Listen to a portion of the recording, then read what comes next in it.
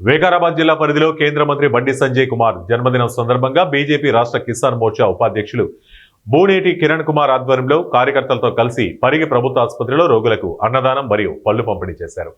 ఆసుపత్రిలోని వసతులపై బాగోగులు అడిగి తెలుసుకున్నారు. ఏదైనా ఇబ్బంది ఉంటే తమకు చెప్పాలని కోరారు. భారతీయ జనతా పార్టీ ప్రజల కోసం ప్రతిక్షణం పనిచేస్తుందని, పార్టీ ఆధ్వర్యంలో అనేక రకాల సేవా కార్యక్రమాలు చేపడతామని తెలిపారు.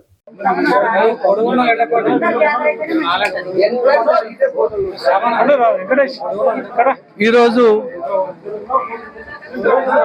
కేంద్ర మంత్రివర్యులు హోంశాఖ మంత్రులు ఎంఓఎస్ బండి సంజయ్ అన్న గారి జన్మదినాన్ని పురస్కరించుకొని పరిగి పట్టణంలోని గవర్నమెంట్ హాస్పిటల్లో అన్నదానం కార్యక్రమం చేయడం జరిగింది.